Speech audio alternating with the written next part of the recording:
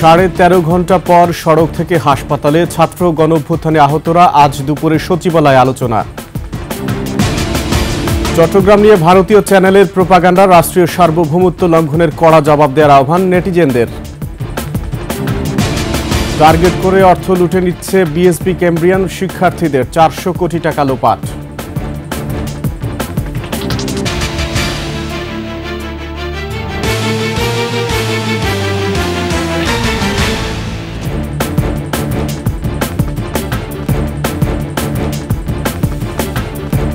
শুনছিলেন first security ইসলামী bank PLC সংবাদ শিরোনাম। আমন্ত্রণ 21 সংবাদের সাথে আছি আমি আকবর হোসেন সুমন।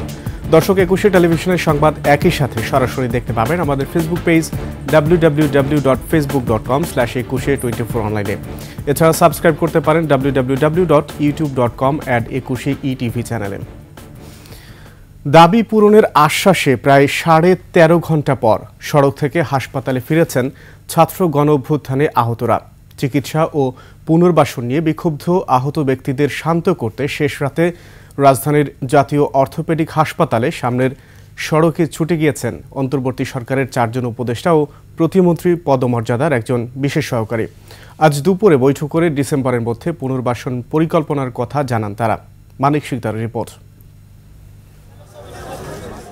মধ্যরাতে হাসপাতালের বিছানা ছেড়ে এভাবেই রাজপথে অবস্থান জাতীয় অর্থোপেডিক হাসপাতালের রোগীদের। কারো হাত নেই, পা নেই, কেউ হারিয়েছেন চোখ।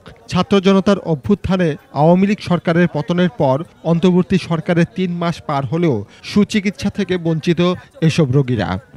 আমরা যে দাবিগুলো ওনাদেরকে অলরেডি জানাইছি, সেই দাবিগুলোর কোনো একটারও প্রতিফলন পাচ্ছি না। আমরা আমাদেরকে বিভিন্ন আশ্বাস দিচ্ছে, আমাদেরকে বাস্তবে কিছুই করতে পারতেছে না। আজকে আমাদের পিঠ দেওয়ালের সাথে ঠেকে গেছে। স্বাস্থ্য উপদেষ্টা সহ বৈষম্য বিরোধী ছাত্র আন্দোলনের প্রতিনিধি 3 উপদেষ্টার কাছে তাদের দাবি তুলে ধরতেই এভাবেই দীর্ঘ প্রতীক্ষা। কথা কাজে ওরকম মিল নেই দেখে এই জন্য আজকে মনে করেন যে আমরা আবার দেখা যাইতেছে খাতা কলমে একটা স্টেটমেন্ট চাই। তারা আসুক, তাদের কাছে বলবো, তারা নিজের এখানে এসে শুনুক। রাত 12টায় বৈষম্য বিরোধী ছাত্র আন্দোলনের আহ্বায়ক হাসনাত আব্দুল্লাহ রোগীদের শান্ত করতে ব্যর্থ হন।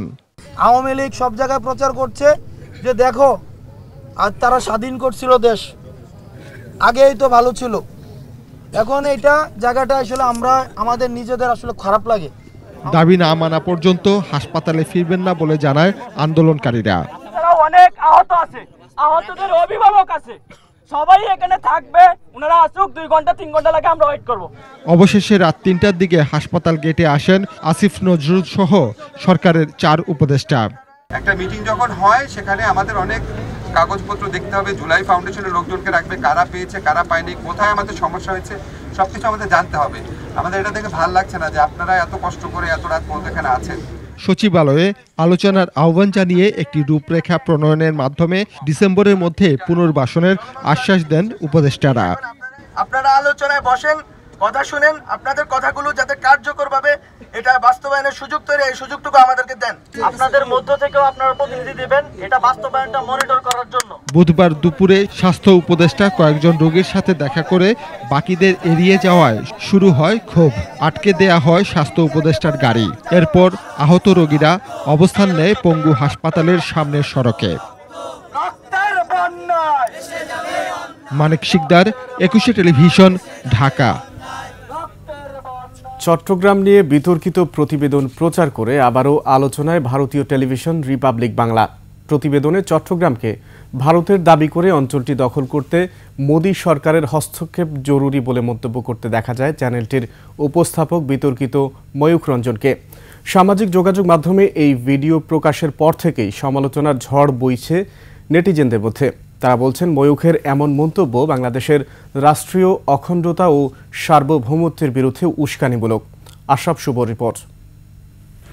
স্বাধীনতার সময় অন্যায়ভাবে চট্টগ্রাম বলে যে অঞ্চলটি, সেই চট্টগ্রাম অঞ্চলটি পাকিস্তানকে হাতে করে দিয়ে দেওয়া হয়েছিল। ব্রিটিশ ছাত্র জনতার অভ্যুত্থানে শেখ হাসিনা সরকারের পতনের পর থেকেই বাংলাদেশ নিয়ে মিথ্যা এবং ভিত্তিহীন সংবাদ প্রকাশ করে তুমুল বিতর্কে ভারতীয় গণমাধ্যম রিপাবলিকান বাংলা। এই ষড়যন্ত্রের ফলে চট্টগ্রাম আমাদের হাতছাড়া হয়। এমনকি ভারতের এসব কতিপয় মিডিয়া নিয়ে অস্বস্তি এবং অসন্তোষ প্রকাশ করেছেন প্রধান উপদেষ্টা ডক্টর মোহাম্মদ ইউনূসও।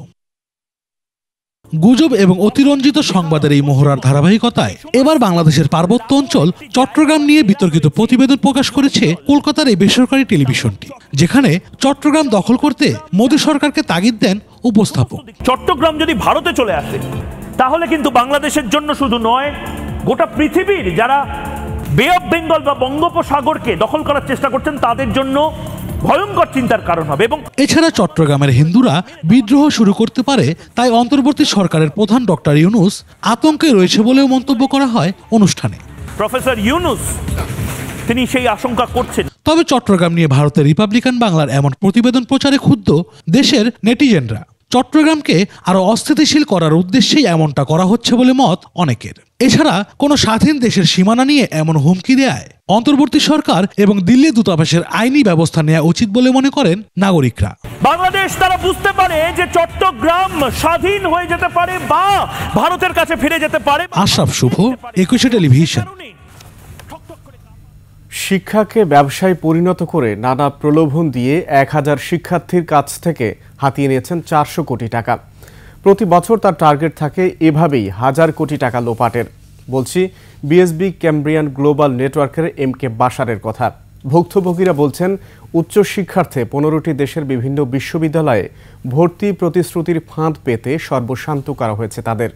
বিএসবি ক্যাম্ব্রিয়ানের শিক্ষা দুর্নীতি নিয়ে আদিত্য মামুনের 2 পর্ব ধারাবাহিক প্রতিবেদনের আজ প্রথম পর্ব। রাজধানীর সেগুনবাগিচার ঢাকা রিপোর্টার্স ইউনিটির জনাকীর্ণ সাগররুনি মিলনায়তন।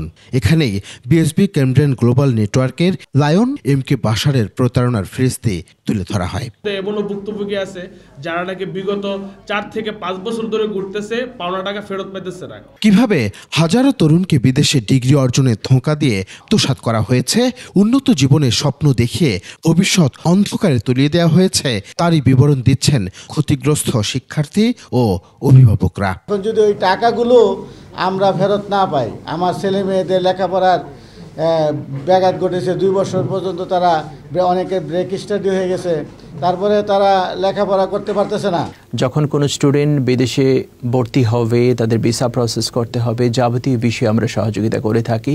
সামাজিক যোগাযোগ মাধ্যমে চটকদার লোভনীয় আকর্ষণীয় বিজ্ঞাপন দিয়ে কেবল 11 মাসেই প্রতারিত করা হাজারেরও অধিক শিক্ষার্থীর প্রতিজনের 20 লাখ থেকে শুরু করে 60 লাখ টাকা পর্যন্ত মোট 400 কোটি টাকা নিয়েছে বিএসবি গ্লোবাল নেটওয়ার্কের কাউন্সিলররা। সর্বমোট আমার 54,53,780 টাকা ওনাদের কাছে। এই টাকাগুলা আমি ফেরত পাবো কিনা তাও আমি বুঝতে পারতেছি না। Canada, Russia, Bharat, Australia, Japan, England, আমেরিকার সংশ্লিষ্ট বিশ্ববিদ্যালয়গুলোর সাথে লায়ন MK বাশারের কোনো সম্পৃক্ততা না থাকলেও সেই সব দেশের বিশ্ববিদ্যালয়ে টিউশন ফিও নিয়েছে ক্যাম্ব্রিয়ান। ওরা বলে যে টিউশন ফিটা আমরা যেহেতু কানাডা সেনায়া কলেজ এজেন্ট, আমাদের মাধ্যমে টিউশন ফিটা পে করেন। আমি ওদের মাধ্যমে টিউশন ফি পে করি, আমরা ভিসা রিজেক্ট হওয়ার পরে আমি রিফান্ড অ্যাপ্লাই করি, কিন্তু 6 মাস অতিবাহিত হওয়ার পরেও আমরা কোনো ধরনের রেসপন্স ওদের কাছ থেকে পাই নাই। অথচ বিদেশে পাঠানো তো দূরের কথা, টাকা ফেরত চাইলে নিজস্ব গুন্ডা বাহিনী দিয়ে চালানো হয়েছে হামলা। লায়ন MK বাশারের ন্যাশনাল আইডির বিপরীতে 176টি সিম দিয়ে চালানো হয় নানান হুমকি ধমকিও। টাকা আপনারা জমা দিয়েছেন বিএসবিতে। বিএসবি আমার একক প্রতিষ্ঠান, সোল প্রোপাইটারশিপ। আমাকে যারা সহযোগিতা করছে, আমার সাপোর্টিং কর্মকর্তা কর্মচারী যারা আছে, তাদেরকে যদি আপনারা হ্যারাসমেন্ট করেন, আদৌ আপনারা এই টাকা উঠাই দিতে পারবেন কিনা সেটা কি নিশ্চিত? টাকা হারানো নিঃস্ব অসহায় শিক্ষার্থীদের অভিযোগ, লায়ন বাশার ও তার স্ত্রী, পুত্র, কাউন্সিলর হিমেল সেজুতি সহ কোনো কর্মকর্তাই আর ফোন রিসিভ করেন না। পাওনা উদ্ধারে সভা, সেমিনার, মানববন্ধনে ক্যাম্ব্রিয়ানের ক্যাডার ফারুকের বাহিনী মারধরও করে।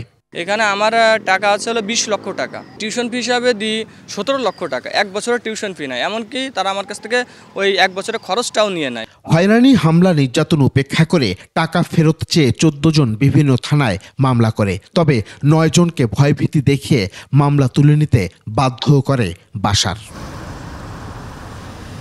আদিত্য মামুন, 21 টেলিভিশন, ঢাকা। শেষ করছি 21 সংবাদ। যাবার আগে ফার্স্ট সিকিউরিটি ইসলামী ব্যাংক PLC সংবাদ শিরোনামগুলো আরও একবার। 13.5 ঘন্টা পর সড়ক থেকে হাসপাতালে, ছাত্র গণঅভ্যুত্থানে আহতরা, আজ দুপুরে সচিবালয়ে আলোচনা। চট্টগ্রাম নিয়ে ভারতীয় চ্যানেলের প্রোপাগান্ডা, রাষ্ট্রীয় সার্বভৌমত্ব লঙ্ঘনের কড়া জবাব দেওয়ার আহ্বান নেটিজেনদের। টার্গেট করে অর্থ লুটে নিচ্ছে বিএসবি ক্যাম্ব্রিয়ান, শিক্ষার্থীদের 400 কোটি টাকা লোপাট।